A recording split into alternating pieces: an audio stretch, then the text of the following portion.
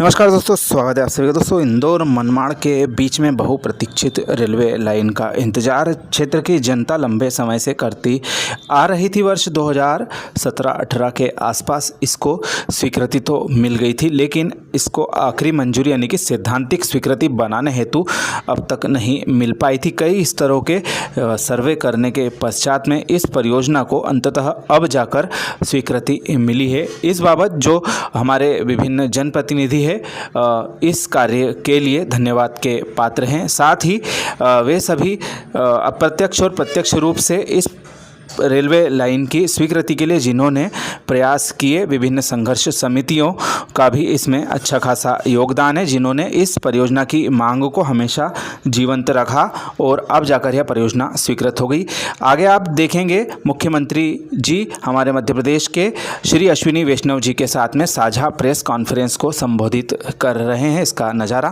विकास के नए नए सोपान चढ़े हैं और आज ऐसे ही एक अति महत्वपूर्ण विषय पर आप सबसे वार्ता करने हेतु हम सबके मध्य माननीय रेल मंत्री आदरणीय अश्विनी वैष्णव जी हैं, हमारे यशस्वी एवं कर्मठ मुख्यमंत्री डॉक्टर मोहन यादव जी उपस्थित हैं और हमारे भारतीय जनता पार्टी के प्रदेश अध्यक्ष एवं सांसद आदरणीय विष्णुदत्त शर्मा जी उपस्थित हैं। इसके साथ मंच पर हमारे जनप्रतिनिधिगण और मुख्य पदाधिकारीगण भी हैं।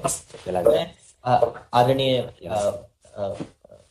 कैबिनेट मंत्री मध्य प्रदेश शासन के कैलाश विजयवर्गीय जी भी हैं, सांसद हैं। सभी का मैं स्वागत करता हूं और सबसे पहले इस वार्ता के क्रम में मैं मध्य प्रदेश के यशस्वी प्रदेश अध्यक्ष आदरणीय श्री विष्णुदत्त शर्मा जी से आग्रह करता हूं, कृपया आप सबसे वार्ता प्रारंभ करें।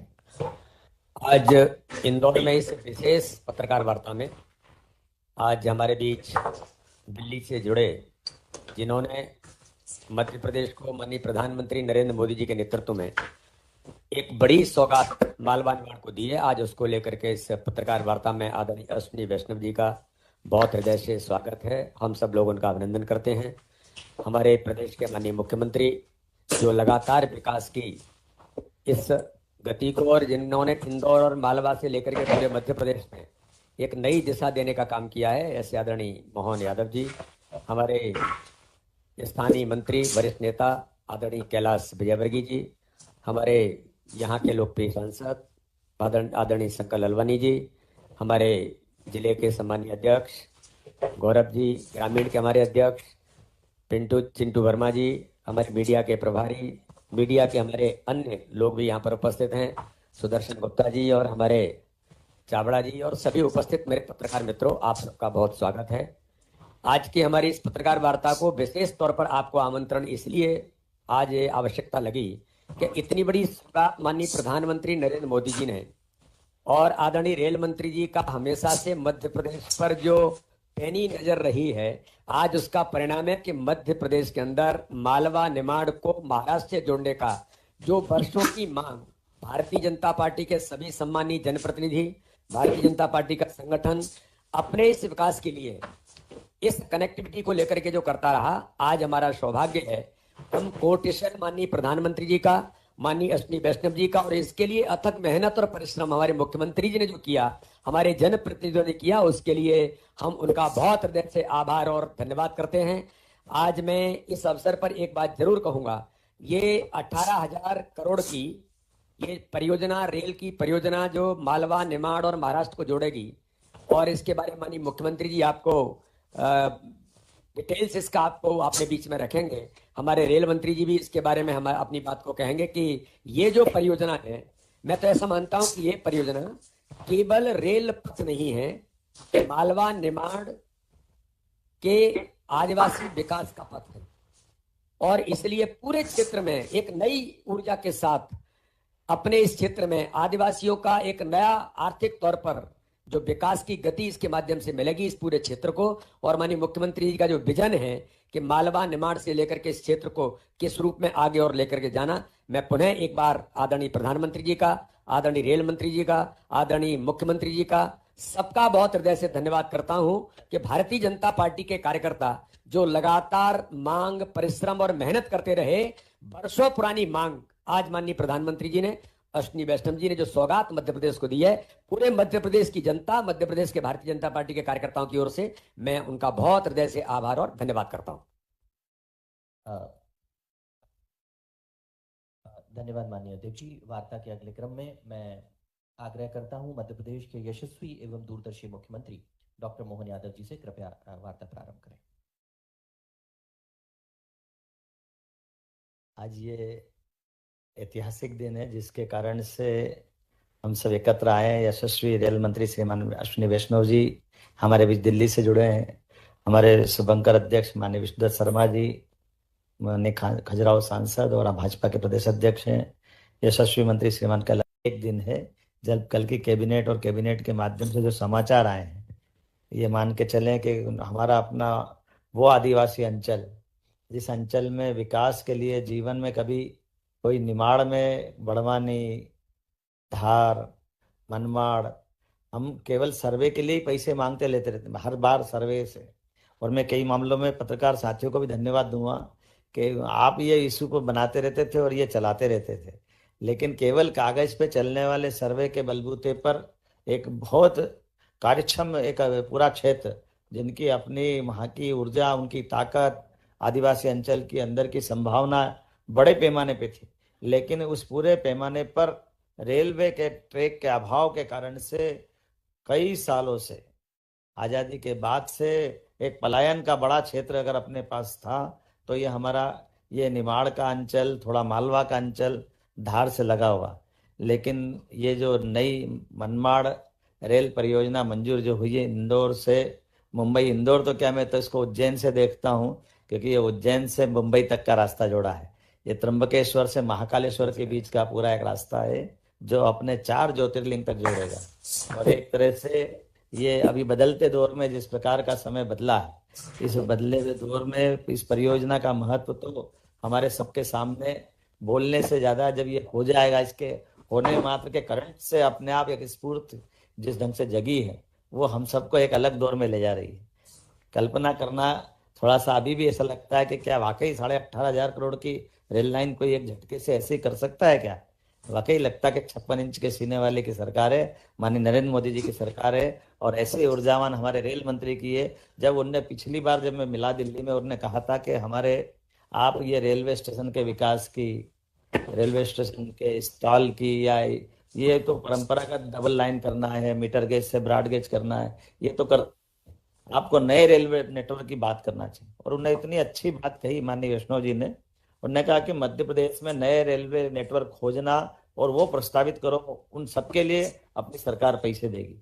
और उसमें उन्होंने जो पीछे का मंतव्य छिपा बताया वो और महत्व का, जिसके आधार पर उन्होंने कहा कि मध्य प्रदेश में रेलवे के नेटवर्क से मध्य प्रदेश का तो भला होगा ही, लेकिन मध्य प्रदेश बोलते ही देश का मध्य में है ये, इसलिए उत्तर दक्षिण पूर्व पश्चिम चारों दिशा में अगर हमको जाना है तो मध्य प्रदेश से गुजरना है। तो ऐसे में मध्य प्रदेश के अंदर विकास करने में वो संभावना भी छिपी हुई है जिसके कारण से देश की आवश्यकता है। और ये उदार और ये गंभीर सोच से ही इसी प्रकार के प्रोजेक्ट की सफलता होती। मैं उम्मीद कर रहा हूँ कि खासकर आदिवासियों के लिए आज के इस दौर में ये जो विकास, ये जो रेल का विकास नहीं है, ये हमारे आदिवासियों का विकास है, आदिवासियों के आर्थिक उनकी जिंदगी के बदलाव का विकास। और इसलिए वो बड़ी संभावना है, जैसे कई बड़ी बड़ी संभावना हमारी माइनिंग से लेकर के मिलेट्स तक, बड़ा मोटा अनाज का पूरा बेल्ट है हमारा, अपना आलू मालवा से निकलने वाला और नासिक से आने वाला प्याज है, ये बड़े पैमाने पे फूड इंडस्ट्रियों के लिए परस्पर आवागमन का है। ऐसे ही लॉजिस्टिक हब बनाने की बहुत बड़ी संभावना का क्षेत्र है। मुझे जो बताया गया है, जिसमें विस्तार से तो माननीय अश्विनी जी बताएंगे और फिर अपन विस्तार से बात करेंगे, लेकिन इस बात के लिए मैं आश्वस्त करता हूँ कि आज की प्रेस कॉन्फ्रेंस में हम ये बात करने वाले हैं कि रेल की सुविधा जब तक 4 साल में ये डेवलप होगी, तब तक समान रूप से राज्य सरकार भी विकास का रोड मैप बना करके समान रूप से पूरे क्षेत्र में विकास के लिए आज से ही संकल्प कर रही है कि हम अपनी रेल लाइन के बनते बनते तमाम प्रकार के विकास के जो पैमाने हैं, जिसके आधार पर वो पूरे क्षेत्र में विकास का नया ये अवसर अच्छे से संपन्न होगा, इस पे बात करेंगे। इसलिए इकोनॉमिक कॉरिडोर बनाने की बात हम सोच रहे हैं, आर्थिक प्रगति का एक पूरा रास्ता बनेगा। और इसीलिए बड़वानी, खरगोन, खंडवा, धार, इंदौर, उज्जैन, इस पूरे बेल्ट में जैसे हमने पहले एक प्लान किया हुआ है डेवलपमेंट की दृष्टि से कि ये जो हमारा वास्तव में रेल नेटवर्क जुड़ रहा है, जो बड़ी कठिनाई की बात नहीं लेकिन बड़ी उपलब्धि होगी, खंडवा से सीधा इटारसी, इटारसी से भोपाल, भोपाल से आगरा होकर दिल्ली जाने वाला बहुत लंबा रूट है, लगभग 200 किलोमीटर का चक्कर उसका भी बचता था। ये जो सीधी हमारी जो खंडवा से महू होकर के उज्जैन रेल लाइन आ रही है और नागदा होकर के दिल्ली जाएगी, तो ये लगभग 250 किलोमीटर का चक्कर बचाएगी। उसी प्रकार से ये रेल लाइन भी हमारे लगभग 200 किलोमीटर का चक्कर बचाने वाली। अब 200 किलोमीटर मतलब 4 से 5 घंटे हमारे सीधे बचेंगे। ये आज के इस दौर में वाकई में एयर डिस्टेंस की दृष्टि से तो ये सेंटर में था, लेकिन रेल पथ न होने का नुकसान था कि हम इतना लंबा, हमको सूरत जाना, अहमदाबाद उधर घूमते हुए जाना पड़ता था। अब सीधे आवागमन का रास्ता बनेगा। तो मैं एक बार फिर धन्यवाद भी दूंगा, जितनी बार बोलूंगा उतना कम है, लेकिन सारे पत्रकार मित्र तो यहाँ जुड़े हैं, इनसे अपन अब और बात करेंगे। अभी हमारे माननीय रेल मंत्री जी का और भी कहीं समय है, तो मैं उम्मीद करता हूँ कि उनका भी जोड़ करके उनका मार्गदर्शन ले लें। और ये अभी तो हमारा 2028 का कुंभ मेला है, लेकिन आपने शुरुआत में ये जो बड़ी सौगात दी है, मैं आपका अभिनंदन करता हूँ। बाबा महाकाल का आशीर्वाद हमारे इस रेल पथ के माध्यम से माननीय मोदी जी तक, माननीय वैष्णव जी तक पहुंचा है। और ये हम एक तरह से ऐसा भी मान सकते हैं कि हमारे पास एयरपोर्ट की कमी थी, तो ये मुंबई का एयरपोर्ट दिलवाने का काम आपने कराया है। ये नए हमारा सीधा एक मार्ग सुगम किया है कि अभी तक हम जहाज के जरिए सामग्री पहुंचाने के लिए अभाव महसूस करते थे। ये सीधा रास्ता रेल के माध्यम से कंटेनर वहीं पहुंचाएगा जहां दुनिया तक अपने यहाँ के प्रोडक्ट को हम पहुंचा सकते हैं। मेरी अपनी ओर से एक बार फिर बधाई। और आशीष जी, अब माननीय अश्विनी जी को याद कर लें। एक बात इस अवसर पर जरूर कहना है कि मोदी जी और मोदी जी की सरकार जो तय करती है कि इस परियोजना को पहले ही टारगेट तय कर दिया है आदरणीय रेल मंत्री जी ने, 2029 तक परियोजना कंप्लीट होगी। ये मोदी जी की सरकार है कि जो हम कहते हैं उसी समय पर पहले ही टारगेट दे दिया कि 29 तक परियोजना पूरी होगी। तो आर्थिक कॉरिडोर तो है ही, रिलीजियस कॉरिडोर भी जो आपने कहा, ये भी आगामी आने वाला सिंहस्थ और सारी चीजों को कनेक्ट करेगा। तो ये अश्विनी जी को बहुत बहुत इस बात के लिए अभिनंदन, बहुत बहुत धन्यवाद। धन्यवाद माननीय मुख्यमंत्री जी। और अब वार्ता के क्रम में मोदी जी के रेल विकास रथ के सारथी और मध्य प्रदेश के लिए बहुत चिरपरिचित जिनकी प्रभावशाली कार्यशैली है, मध्य प्रदेश के विधानसभा चुनाव में जिन्होंने सह प्रभारी का दायित्व निभाया और वो सारी रणनीतियां बताई कि आज मध्य प्रदेश में विकासशील सरकार है, ऐसे आदरणीय अश्विनी वैष्णव जी से मैं आग्रह करता हूं, कृपया वार्ता प्रारंभ करें। मध्य प्रदेश के यशस्वी मुख्यमंत्री श्री मोहन यादव जी, मेरे साथी भाई बीडी शर्मा जी, माननीय कैलाश विजयवर्गीय जी, आपके साथ सबसे पहले वेस्ट बंगाल में काम करने का मौका मिला था, और सभी उपस्थित सांसद श्री गजेंद्र भाई, शंकर भाई, सुमेर भाई, कविता बहन, उपस्थित सभी अन्य साथी, सबके नाम मैं अगर भूल जाऊं तो मुझे माफ कीजिएगा। एक सबका अनुज हो, छोटा भाई हूं आपका, तो और सभी मेरे पत्रकार साथी। मध्य प्रदेश से ऐसा नाता जुड़ गया, आपने 3-4 महीने वहां पे काम जो करवाया, उसमें काम तो करवाया कराया, बिल्कुल अपना बना के रख लिया। जो प्रेम, जो अपनापन मध्य प्रदेश में है, वो एक यूनिक है। मैं साथियों आपके सामने इंदौर मनमाड़ रेलवे लाइन के कुछ डिटेल्स रखना चाहूंगा। जैसा माननीय मुख्यमंत्री जी ने कहा, ये रेलवे लाइन केवल एक मध्य प्रदेश के हिसाब से नहीं, ये पूरे देश को जोड़ने के हिसाब से रेलवे लाइन, मध्य प्रदेश की स्थिति भारत के मध्य में है, तो यहाँ जो भी काम होता है उसका बेनिफिट उत्तर को भी मिलता है, ईस्ट को भी मिलता है, वेस्ट को भी मिलता है और साउथ को भी मिलता है। तो ऐसा मध्य प्रदेश का एक स्वाभाविक तौर पे एक छोटे प्रेजेंटेशन के जरिए से करेंगे। जरा आप स्क्रीन शेयर करें। मनमाड़ इंदौर की नई लाइन, ये अपने आप में एक बहुत बड़ा प्रोजेक्ट है, 309 किलोमीटर का, और 18,000 करोड़ रुपए इसमें इन्वेस्टमेंट आएगा। ये लाइन अपने निमाड़ मालवा इस क्षेत्र को सीधा मुंबई से जोड़ती है, लेकिन केवल इस क्षेत्र को ही ना देखें हम, हमें इसका इमीडिएट बेनिफिट मिलता है ग्वालियर, झांसी, आगरा, कानपुर, लखनऊ और नेपाल के साथ जुड़े हुए एरिया, इन सब को अब जेएनपीटी पोर्ट की कनेक्टिविटी मिल जाती है, मुंबई फाइनेंशियल कैपिटल की कनेक्टिविटी मिल जाती है। ओवरऑल इकोनॉमी में, इंडस्ट्री में, मैन्युफैक्चरिंग में, कल्चरल एक्टिविटीज में, हर तरह की चीजों में अपने को एक बहुत बड़ा बेनिफिट मिल जाता है इस प्रोजेक्ट के बनने से। ये इसका की प्लान है। की प्लान का मतलब ओवरऑल प्रोजेक्ट का अलाइनमेंट किस तरह से जाएगा।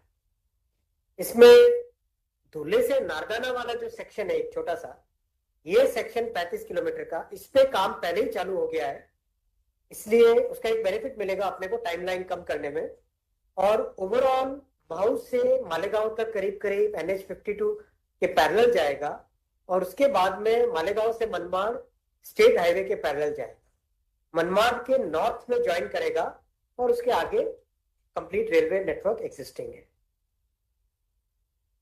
अगर जिलों की बात करें तो जिले कनेक्ट होते हैं, नासिक, धुले, ये दोनों महाराष्ट्र में हो गए, बरवानी, खारगोन, धार और इंदौर ये जिले हो गए मध्य प्रदेश में। ये पूरा मैप है, जिले के हिसाब से इसको रखा गया है रेलवे लाइन को।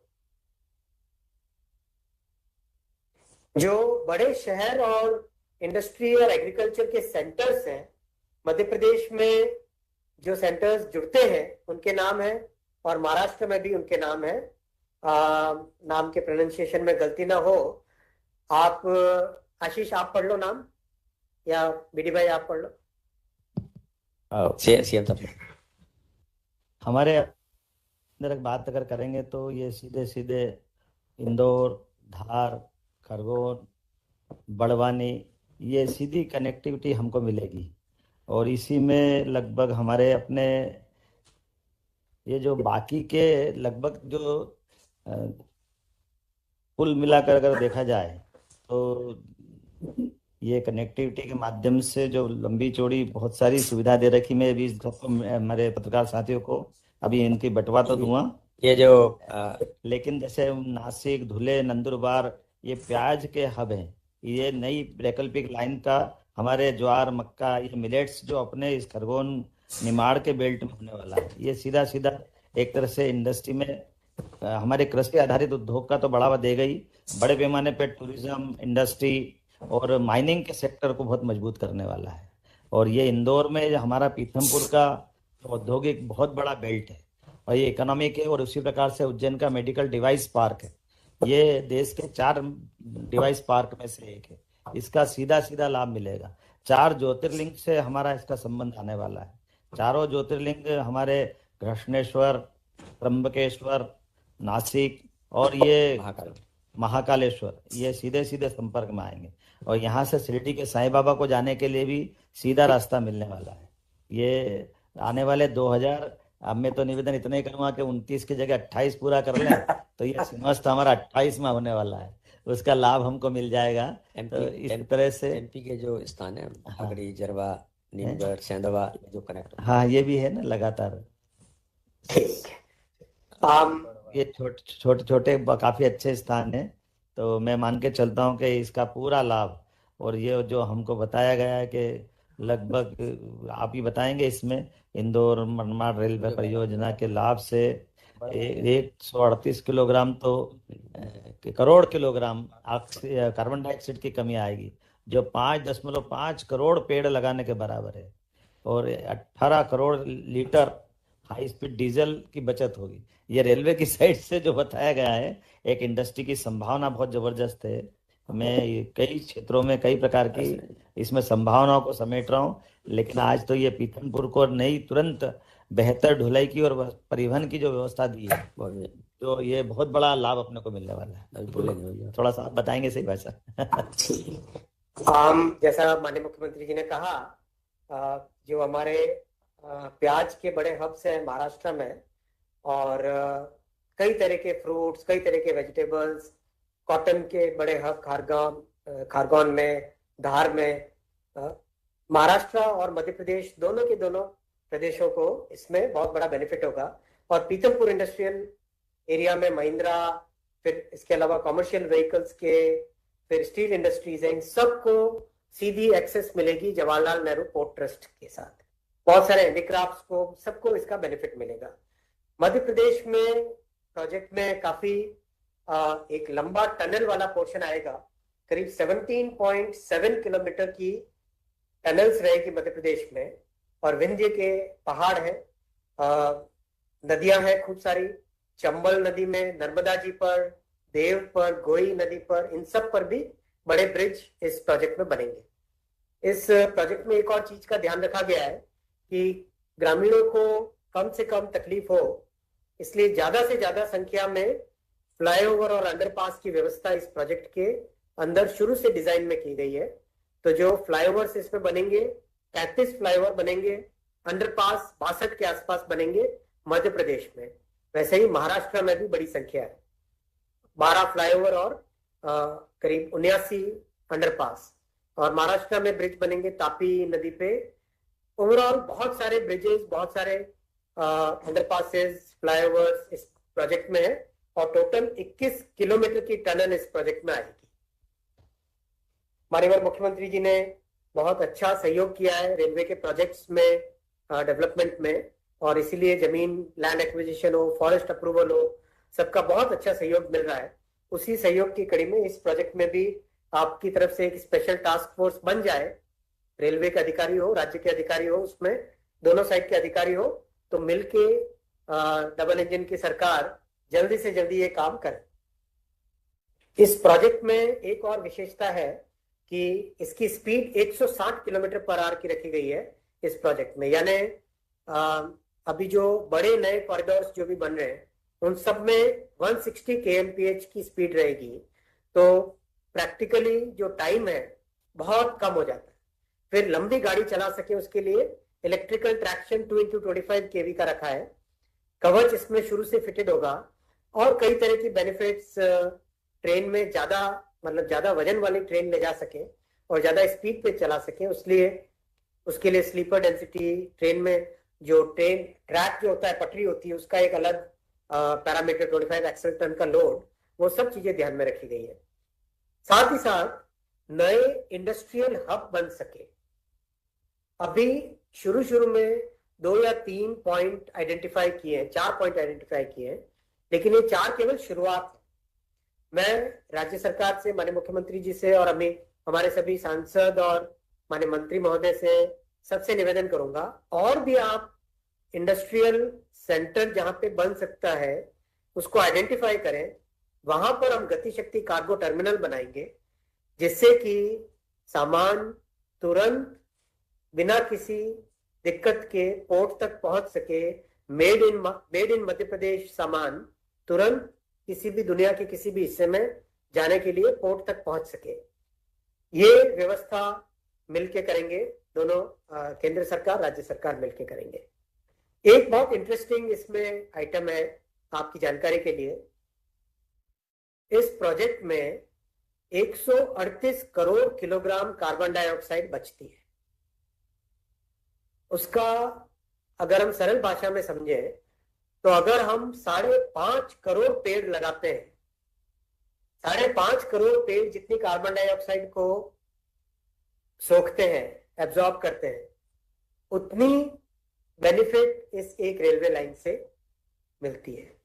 यानी रेलवे लाइन कितनी एनवायरमेंट फ्रेंडली है, वो अपने को इस परिस्थिति से निकलता है। कई ऐसे देश हैं जिन्होंने अपने संविधान में डाल दिया है कि ज्यादा से ज्यादा काम रेलवे से करो, क्योंकि रेलवे एनवायरमेंट फ्रेंडली है। जो क्लाइमेट के टारगेट्स हैं वो पूरा करना है तो रेलवे से ज्यादा हमको ट्रांसपोर्टेशन करना पड़ेगा। ब्रिज के स्ट्रक्चर्स में शुरू से ध्यान रखा है कि डबल लाइन बन जाए, ताकि भविष्य में एक और ब्रिज न बनाना पड़े। इसलिए शुरू से ही नर्मदा जी हो, तापी जी हो, सबके ऊपर ब्रिज जो बनेगा वो डबल लाइन के हिसाब से बनेगा। भविष्य का सोच के बना रहे। टोटल इसमें 34 स्टेशन बने रहेंगे। मध्य प्रदेश में 18 स्टेशन हैं और महाराष्ट्र में 16 स्टेशन है। नाम सारे लिखे हुए हैं, नाम गलत प्रोनाउंस होने से लोग नाराज हो जाते हैं, इसलिए मैं नाम प्रोनाउंस नहीं कर रहा हूं। आप पत्रकार बंधु सब इन नाम को ले लें। ठीक है। और लैंड एक्विजिशन का काम माननीय मुख्यमंत्री जी के साथ मिलकर करेंगे। आपको एक बार फिर बहुत बहुत शुभकामनाएं इस प्रोजेक्ट के लिए, और प्रधानमंत्री श्री नरेंद्र मोदी जी का मध्य प्रदेश के लिए, रेलवे के लिए जो हमेशा से एक बहुत बड़ा आग्रह रहा है, उसके लिए भी मैं माननीय प्रधानमंत्री जी को धन्यवाद देता हूँ। आशीष भाई, आपकी संस्कृत वाली हिंदी तो ये माननीय रेल मंत्री जी का सदैव स्वभाव है प्रोत्साहित करना, और पुनः मध्य प्रदेश की ओर से हृदय से आभार माननीय मोदी जी को और माननीय रेल मंत्री जी को। कुछ प्रश्न हमारे पत्रकार साथियों के हों तो विषय से संबंधित मैं आग्रह करता हूं, कृपया प्रश्न रखें, और आपका प्रश्न हमारे किस नेतागण के लिए, कृपया वो भी इंगित करते हुए आप प्रश्न रखें। कोई भी साथी आमंत्रित हो जी। खर्चा जो लागत लगेगी उसमें क्या स्टेट गवर्नमेंट भी भागीदार है या पूरा रेलवे इसको फाइनेंस कर रहा है? आप मध्य प्रदेश की साइड से पूछ रहे हैं, भारत सरकार ने प्रसन्नता से आशीर्वाद दिया, क्यों संकट में डाल रहे हो? कई बार ऐसा विवाद रहा है कि पैसा कौन देगा। मेरा निवेदन है भाई साहब, जरा थोड़ा हमारी तरफ भी देख लो। माननीय यशस्वी प्रधानमंत्री ने डबल इंजन की सरकार कही है, आप अच्छी बात करो, मैं आपके मुंह में गुलाब जामुन देता हूँ। Rajesh ji, sir time limit की ही बात है, क्योंकि सिंहस्थ तक को लेकर आप बहुत सारे रोड प्रोजेक्ट और बाकी चीजों पे बहुत ज्यादा ध्यान दे रहे हैं। एक ये चीज है कि कुछ प्रोजेक्ट कई सालों से डिले चल रहे हैं, मेरा एक उसमें लेट एक्विजिशन एक बड़ा मामला है। एक निवेदन है, माननीय रेल मंत्री जी जुड़े हुए हैं जी। हम इस बात को भी ध्यान रखें, और उन्होंने कितने अच्छे से विस्तार से बात कह दी है कि इसमें कितने ब्रिज आएंगे, कितने किलोमीटर की टनल आएगी, कौन कौन से स्थान आएंगे, कितनी उच्च गुणवत्ता का रेल ट्रैक बनेगा, कि 160 किलोमीटर प्रति घंटे की स्पीड मेंटेन करेंगे, इससे बढ़कर क्या बात होगी, डबल ट्रैक होगा, वो ये सारी बातें उसमें एक्विजिशन से लेकर के सबकी तो प्लानिंग तो निश्चित रूप से जैसे उनने अपेक्षा की, हमने आज ही से हमारी टास्क फोर्स बना रहे हैं, ये सारे अधिकारियों को साथ लेके बैठ रहे हैं, रेलवे को लेकर के कोई किसी प्रकार की कठिनाई न आ पाए, परस्पर विभागों का तालमेल कराने का काम करेंगे समान रूप से, और विकास के जो जो दूसरे विभाग है उनको भी काम दे रहे हैं उन सभी जिलों में, ताकि इस रेल लाइन का तुरंत उपयोग चालू हो सके। राजेश जी पूछे। राजेश जी,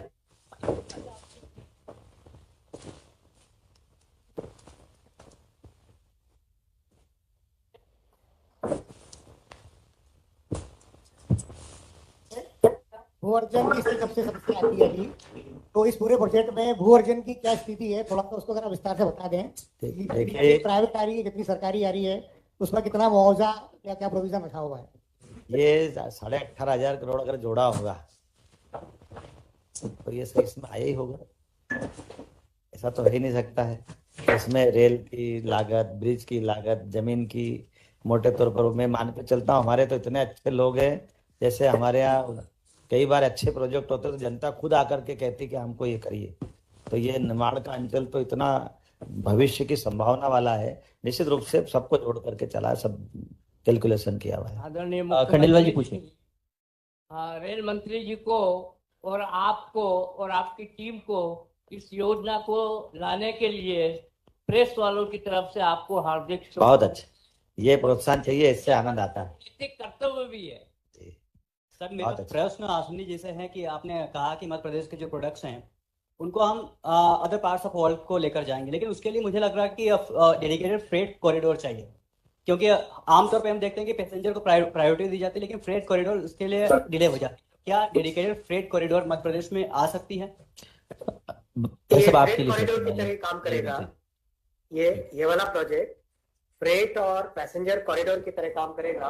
अगर आप रेलवे लाइन में देखें, आप ये पूरा का पूरा जो सेक्शन लिख रहा है, इस सेक्शन में बेसिकली मतलब आप पैसेंजर हो और फ्रेट हो, दोनों के दोनों को इसमें प्रायोरिटी रहेगी, और इसकी कैपेसिटी इतनी बना रहे हैं 160 kmph स्पीड के कारण, और डिफरेंट जो पार्ट्स है उसमें डबलिंग करके, और मुझे लगता है कि इसमें ये प्रोजेक्ट में इतना आगे कार्गो आने वाला है और इतना आगे पैसेंजर ट्रैफिक आने वाला है कि बनने के कुछ ही वर्षों के बाद में इसमें और कैपेसिटी इंक्रीज करने की जरूरत पड़ेगी।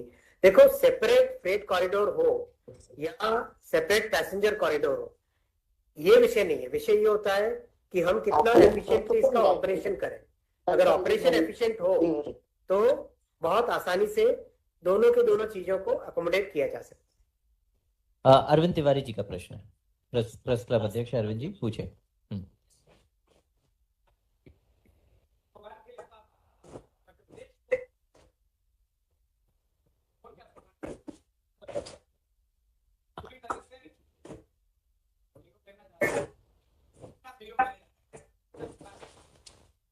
बहुत अश्विनी जी वो पूछ रहे हैं कि मध्य प्रदेश को और कोई आप सौगात देने जा रहे हैं क्या, इतनी बड़ी सौगात आपने दी है, और पिछले बजट में देश का सबसे ज्यादा बजट अगर रेल मंत्रालय ने किसी को दिया था तो मध्य प्रदेश को दिया था। तो और भी कुछ पूछना चाह रहे हैं अश्विनी जी? इसका जवाब भाई साहब मैं ही दे देता हूँ आपके बोलने के पहले। ये प्रश्न खड़ा करके मैं पहले तो कुल 85 दिन की सरकार है, कुल 85 दिन की सरकार है, और 85 दिन की सरकार में 18,500 करोड़ की हमको सौगात मिल गई। तो ये मान के चलो कि लाखों करोड़ की तरफ जाने वाला है। मैं वैसे ही आभार मानता हूँ, इतना बड़ा मन उनका, इतना बड़ा सहयोग है। अब मैं मान के चलता हूँ कि अपन ये प्रेस कॉन्फ्रेंस चलती रहेगी, माननीय मंत्री जी को और काम में जाना होगा, अपन 2-4 क्वेश्चन अपने कर लेंगे। तो ये एक प्रेस कॉन्फ्रेंस को करीब करीब किनारे लाएं। भाई साहब बहुत बहुत धन्यवाद भाई साहब हम का। सभी की ओर से आभार सहित बहुत अच्छा, बहुत अश्विनी जी का बहुत बहुत आभार, बहुत बहुत धन्यवाद भाई साहब। माननीय बंद कर। जी।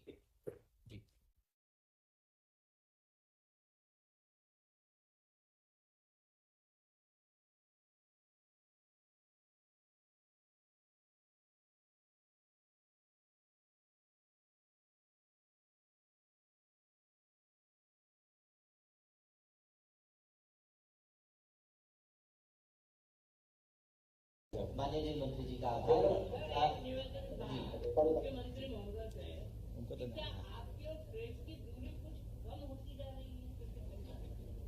मैं आपका प्रश्न किस रूप में समझूं? मैं भी आपके जैसा बाहर से आके बैठा हूँ, मेरे को भी मालूम नहीं है। पूछिए विषय। हाँ, प्रश्न।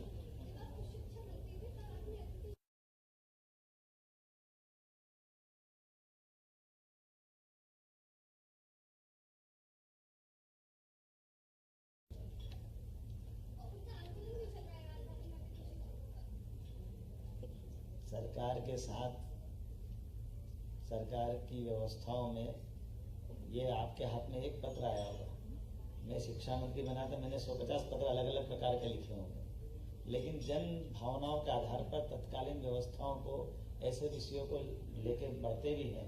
और जब मेरी भूमिका बदली तो इस बदली भूमिका में उस पर भी विचार करते हुए वो जितना अच्छा हो सकता है जरूर करेंगे। तो दोस्तों, जैसा कि देखा आपने, विभिन्न जनप्रतिनिधि इस परियोजनाओं को कितना महत्वपूर्ण मानते हैं। साथ ही हमारे मध्य प्रदेश की अन्य परियोजनाओं के बारे में भी उन्होंने अपने महत्वपूर्ण विचार जाहिर किए। उम्मीद जता सकते हैं कि इन सभी परियोजनाओं के निर्माण में गति आने वाले समय में देखने को मिलेगी और धरातल पर इनका काम तेज गति से होगा। लंबे समय से इन परियोजनाओं को पूरा करने का सपना क्षेत्र की जनता देख रही है। इसी के परिप्रेक्ष्य में हमारे क्षेत्र के जनप्रतिनिधियों से गुजारिश है कि इसी तरह से जो रेलवे परियोजनाएं हैं उनके बारे में चर्चा करते रहें, जिससे कि जनता के मन में सकारात्मकता बनी रहेगी। इस बारे में आप अपनी राय कमेंट के माध्यम से ज़रूर बताएं। आप सभी का धन्यवाद।